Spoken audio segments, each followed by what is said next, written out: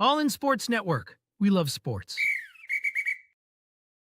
The Kansas City Chiefs caught a huge break heading into week number 8, or I guess, what is it, week number 8? Yeah, it is week number 8. Crazy to believe that the Chiefs are going to catch this break. But either way, going to talk about that and an injury to a key player on the Washington Commanders side. Also had an interesting roster move for the Kansas City Chiefs today. Talk about that, talk about why this roster move was made. And in some details, also want to talk about the implications this roster move is going to have, because honestly, it's one of the more confusing ones we've seen all year. I'll kind of explain to you why in just a moment, but so much to talk about, so much to get to in today's show. Welcome in to the Chiefs Report, guys. I'm Jace Andrews. I appreciate you hanging out with us, appreciate you tuning in, and we've got a lot to talk about, obviously, so let's get right into it and kind of start with the first one being the Chiefs catching a big break. So in case you're out of the loop or don't know what was announced today, and in fact was announced that it is not going to be Jayden Daniels facing off against the Kansas City Chiefs this upcoming Sunday, as he has expected to miss week 8. Now, he's had a couple injuries this season. He's kind of been in and out of the Washington Commanders lineup. But last week against the Dallas Cowboys, he took an awkward fall on what you would end up calling a sack, a pass that almost was a sack. And it didn't look right on his leg. His left leg kind of went down in an awkward angle. It didn't exactly look right, and he ended up not playing pretty much the rest of the game. Didn't practice, and now it's Wednesday, and they're already saying, okay, we're not going to play this guy. Like, it's not going to be the way it's going to go. And so it's a good thing for the Chiefs. Honestly, I do feel bad for Jayden Daniels. He's obviously such a good competitor, and injuries are never good. But at the same time, I do think that this is something that the Chiefs can at least take advantage of. And that's part of football, is when stuff like this happens, when things for your opponent don't go the right way, whether it be because of injuries or this or that, you got to take advantage of it. So let's first of all, I want to take a look at kind of the difference in stats between the two quarterbacks. So Jayden Daniels obviously is the top tier guy. I mean, in the 5 games he's been able to appear in this season, it's been a very good 5 games. He has over 1,000 yards on 89 completions and 8 touchdowns to just 1 interception. That 1 interception coming against the Chicago Bears. And he also can be a rusher. 44 rushing attempts for 211 yards. So all things considered in this space, you look at Jayden Daniels, you try and kind of see what the outlook is for him, and you know that that is going to be worlds and worlds better than Marcus Mariota, who will be the starter against the Kansas City Chiefs. So for Marcus Mariota, as I said, he came in the Cowboys game this past weekend. He also appeared in 2 games early on in the year when they lost to Jayden Daniels. In those 2 games, which you can get a bigger sample size, we can see that he got 15 completions and 21 attempts, and he had 207 yards. And then he had 16 completions for 27 on 27 attempts and had 156 yards with 2 touchdowns and 1 interception. So bottom line on top is the Kansas City Chiefs are going to be in a much better spot facing off against Marcus Mariota than against Jayden Daniels. However, I do find it interesting and not exactly on topic, but kind of an intriguing part of this. Jayden Daniels was the first round number 2 overall pick in 2024, right? Well, back in 2015, that was Marcus Mariota's draft year. He was the first round pick. He was second overall, and now he's playing. So just kind of an intriguing stat there that the Washington Commanders, and when things are all said and done, they have had 2 first round number 2 overall picks on their roster this season, and they're going to play, looks like, an even amount if the season keeps going in the way it's been, because Jayden Daniels, he just hasn't been able to stay healthy in whatever sense of the tone that might be. It just hasn't been healthy. And so for now, we kind of sit, we wait, and look at the intricacies for the Kansas City Chiefs, knowing that their secondary has had its ups and downs. Their defensive line has had its ups and downs. They had a very good week last week against the Las Vegas Raiders. And you have all the right storm here to make this another good week. Build off that defensive, output you were able to get against the Las Vegas Raiders. I mean, it was the first shutout for the Chiefs since 2011 this past Sunday. The ability to go out there and potentially maybe do it in back-to-back weeks is there, because if you look at the 2 games that Marcus Mariota has started in, they've scored some points. It's been good. I mean, 41 points against the Raiders. I don't consider that much because Mariota threw 1 touchdown. Now, he is a rusher too. He had 6 carries for 40 yards against the Las Vegas Raiders in that week 3 matchup, week 4 matchup. And they also faced off in Atlanta in the game they lost, had 156 yards. The team in total scored 27 points. He had 1 interception, 2 touchdowns, and only rushed for 20 yards on 2 attempts that time. So one thing the Chiefs, I think, has done a lot better job of this year is kind of containing the quarterback and looking out for that. So the fact that you don't have to worry too much about that comparative to Jayden Daniels to now Marcus Mariota is definitely a big thing and something to be wary of. So something to watch. But another thing I want to talk about as we transition here is that the Chiefs have made a roster move today. And it's an intriguing one. You see, Kansas City is in an interesting spot right now in their defense because Coach Spags always has the right guys out there in so many facets. Their cornerback room, you feel like it's in a good spot with Trent McDuffie.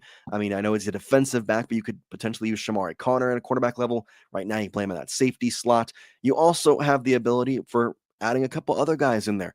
But what's funny about this is for how good the cornerback room has been, they decided to add a cornerback.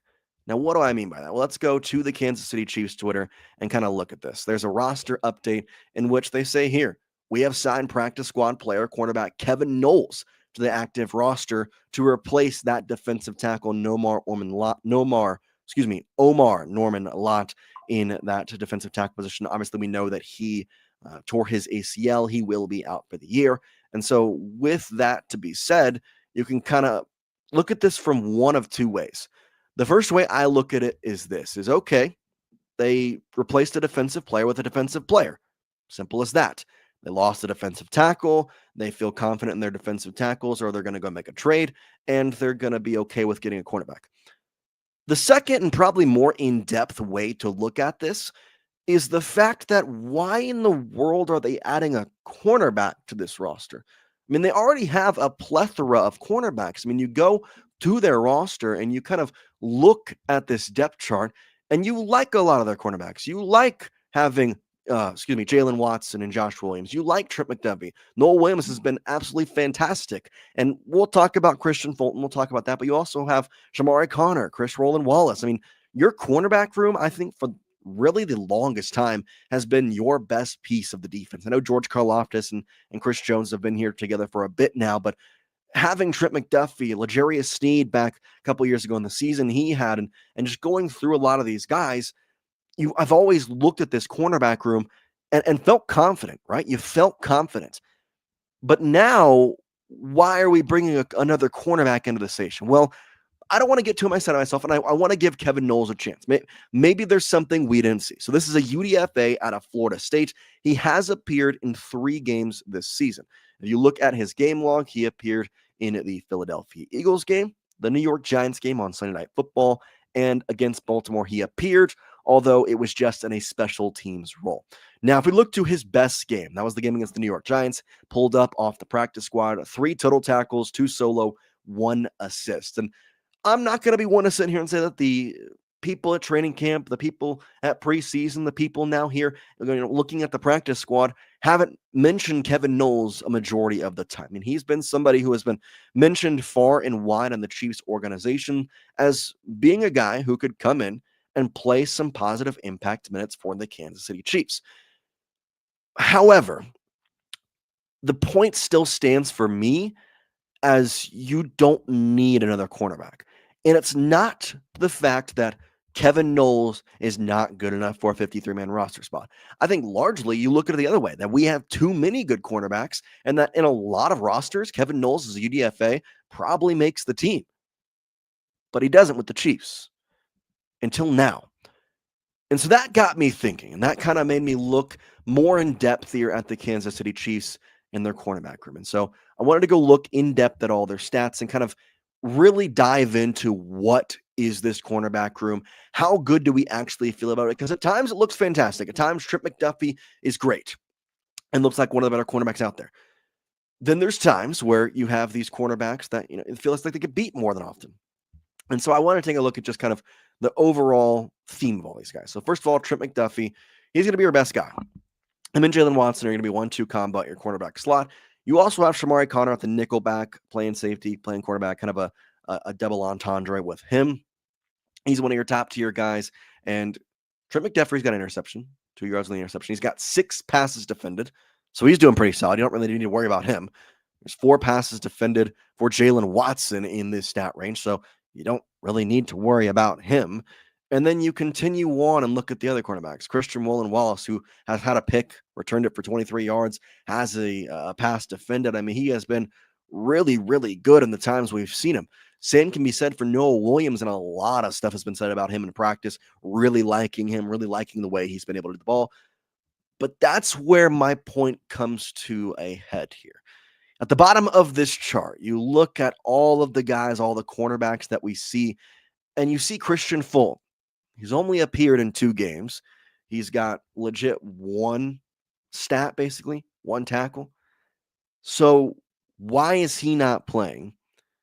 And if so, if you already have a cornerback who is not playing, who is not making an impact but is on your 53-man roster, why are you then pulling someone up off the practice squad? Because a lot of times when you pull someone up off the practice squad, it's strictly for injury purposes, right?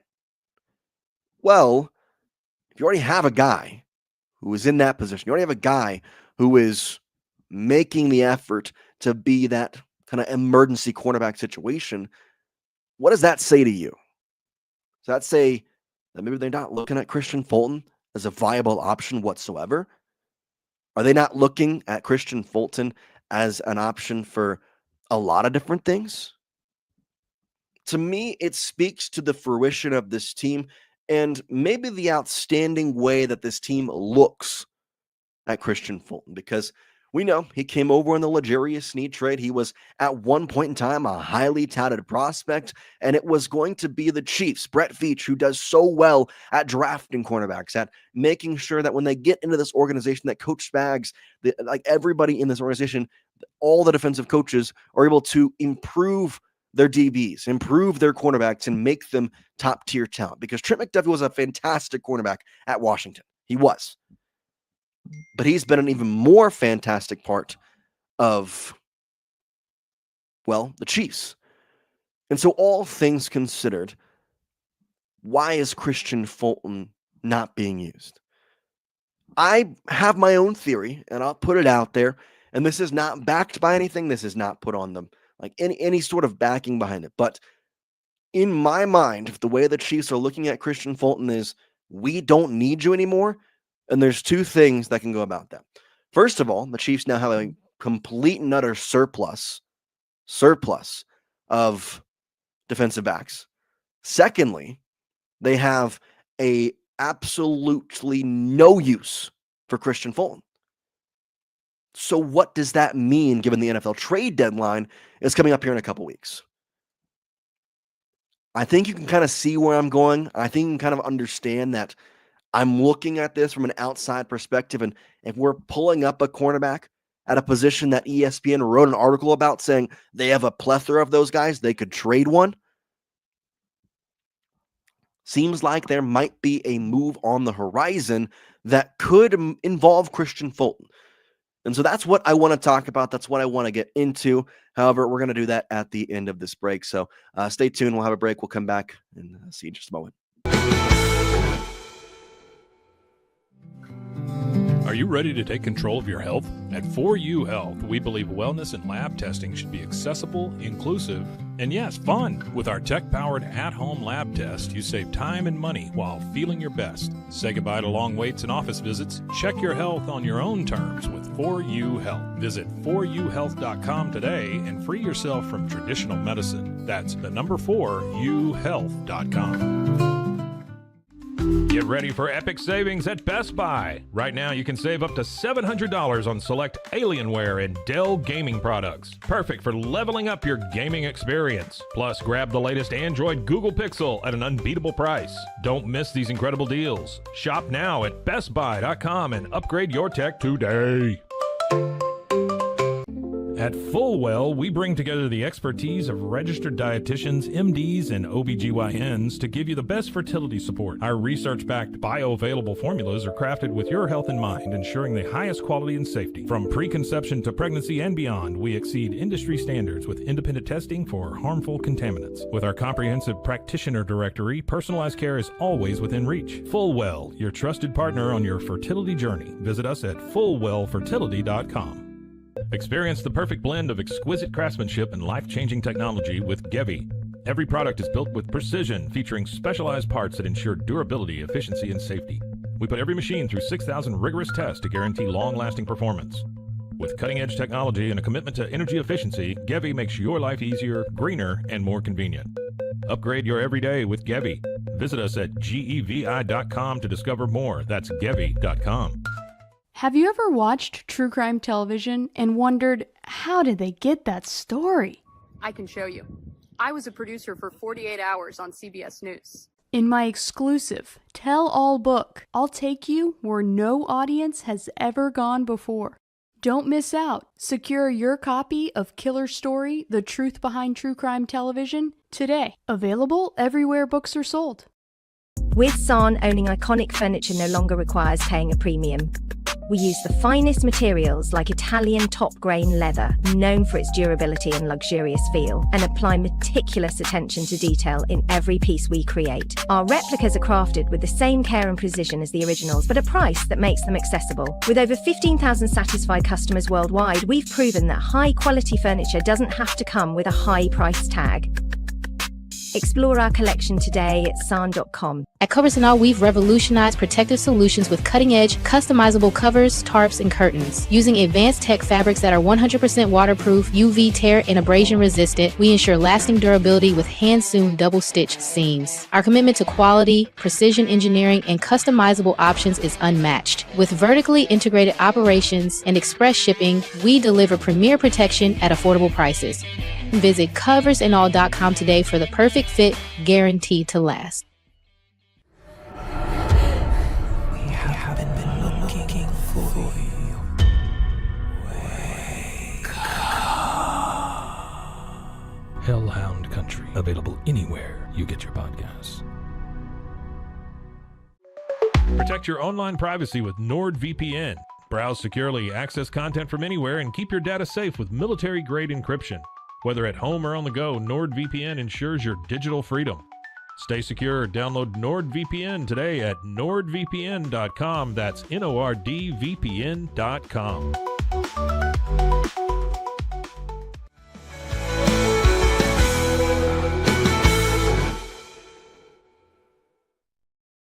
Welcome back in here to the Chiefs Report, everybody. Appreciate you sticking around, hanging with us.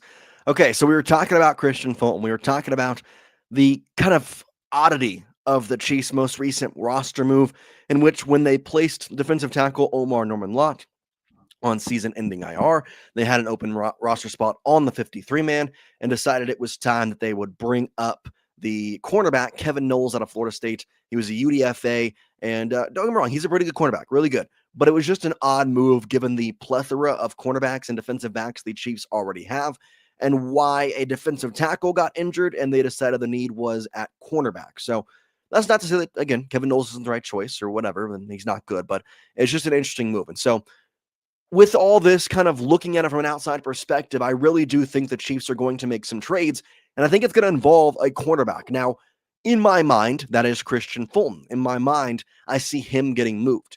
He has a decent contract. He has a contract that would be a bit hard to move.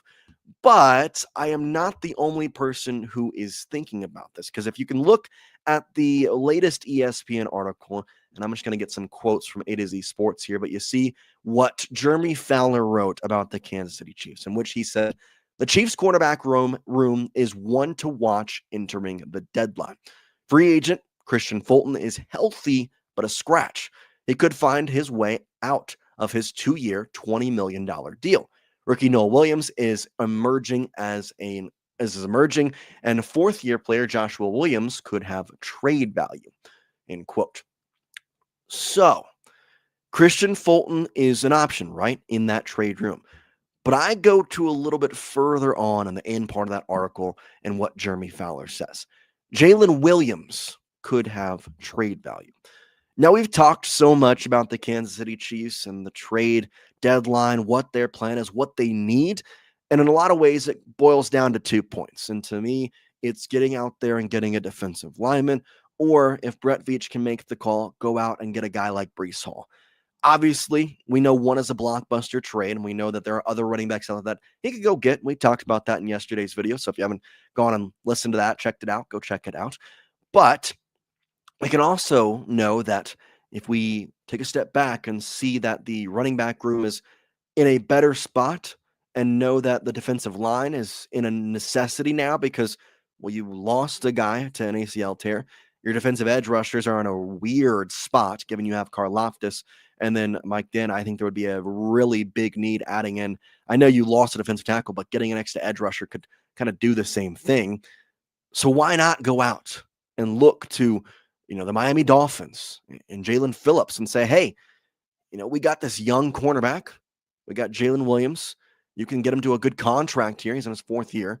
You can also take Christian Fulton, a guy who has a lot of promise, decent contract. I mean, it's not something that's crazy, but we could take one of them off there. And, it's going to cost you money because if you trade Jalen Williams, it's about $6 million that's going to go out and would definitely be something. But Jalen Williams is such an interesting story to me, and I don't really want to see him go, but he's a 2022 4th-round pick.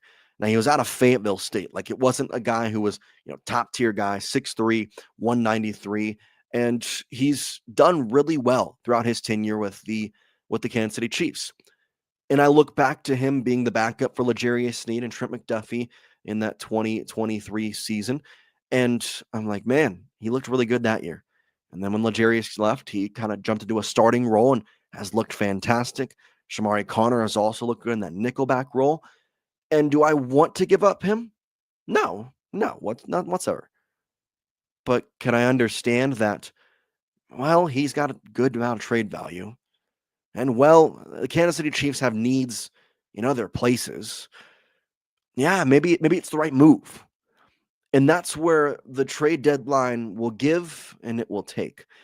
Because Brett Veach has been a good GM, and he's always going to be, in my mind, a very good GM. But this is the year where I really kind of got to see where Brett Veach is made of, because so many years in the past, and I've said this on shows before, but just to reiterate it, it's been 3-4 years where you don't have to make a move. You really don't.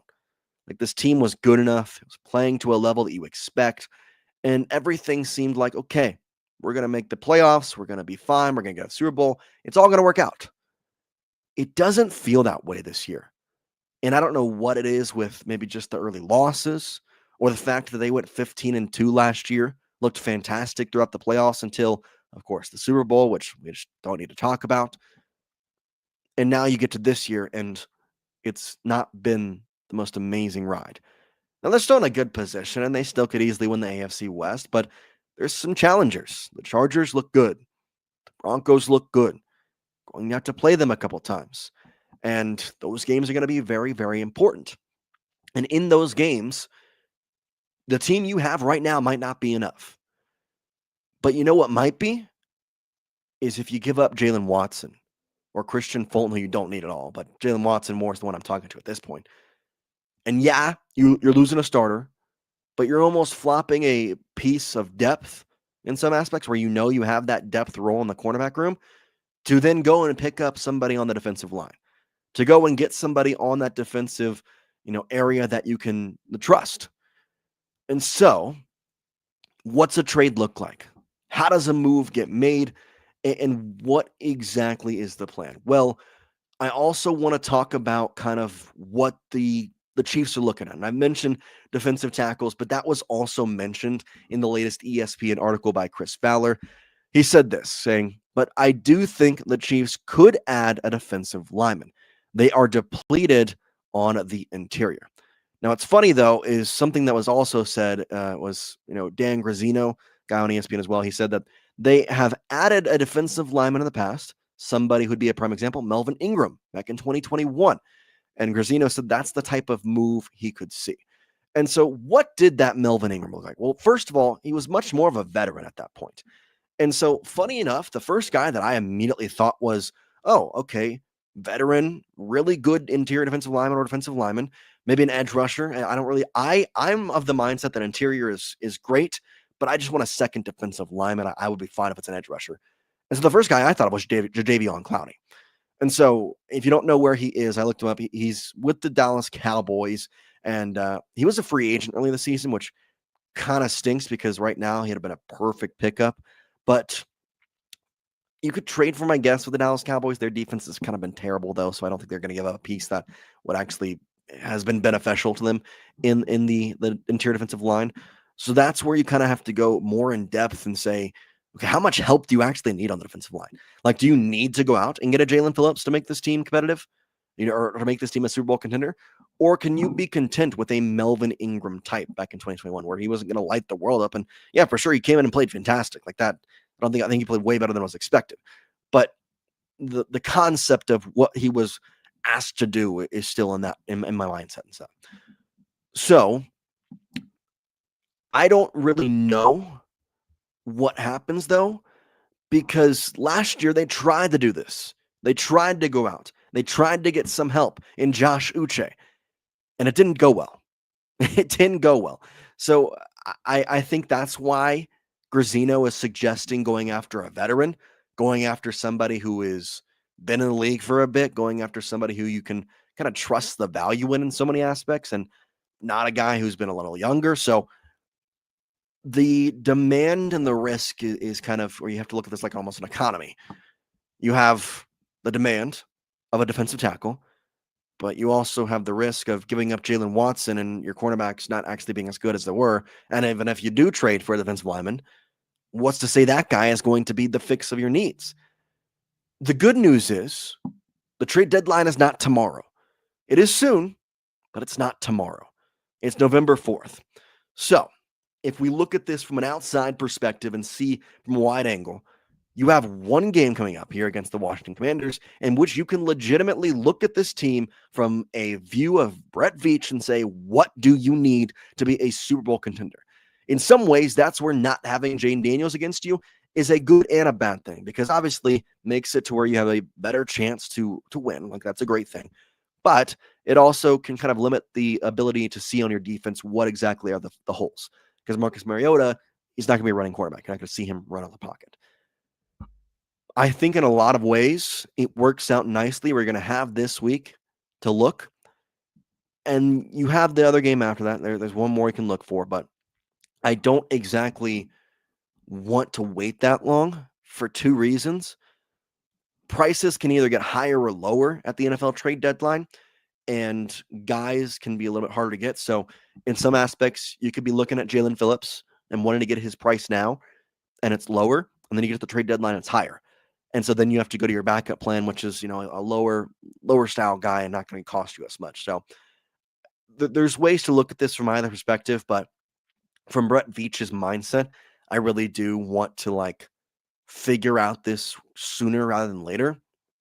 And so I want to see Coach Spags go out there on Sunday and do some intriguing things and test your cornerbacks. And I hate to say it, but test Shamari Connor, test Noah Williams. Make sure that if you really are thinking about trading Jalen Watson, that the backups are going to be fine, which I know they will be, but it's just more of a situation where we're going to rotate the guys. We're going to rotate them. That's what we're going to do. So I got to say, as Coach Spags, these guys know the NFL is a business. It's a different situation. And they can from there kind of change their lookout, change their mindset on that. Do I think a trade will ultimately happen for with Jalen Watson involved? I'd have to say no, just because that'd be such a big risk given how good he has been. But do I think the Chiefs will make a trade for a defensive lineman? Yes, I believe they will. And I think their plan is to give them a cornerback. I don't know who that cornerback would be. I would hate to see one of the younger guys go, but maybe that would be the one that the other team asks for. And so that's where you look at it and from a buyer's market and saying, okay, we're going to sell you this guy. What do we want in return? They're going to want the younger guys. They're going to want the guys with more years on their contract. You kind of got to think of this as like a baseball trade where you're giving up 1 year. A guy who's maybe got 1 year left on his contract, you're giving them guys with 2-3 years on their contract. So we'll have to see. But that's what we got for you here today. Let me know your thoughts. I mean, I know that I kind of rambled there at the end of it, just talking about what exactly trade-wise we want to do, but I'm kind of curious from your 2 cents on what exactly the Chiefs should do if they need a defensive lineman and kind of everything in between there. So you'll have a great rest of your Wednesday or Thursday if you listen to this on Thursday morning, and we'll see you next time here on the Chiefs Report. Peace out, guys. All in Sports Network. We love sports.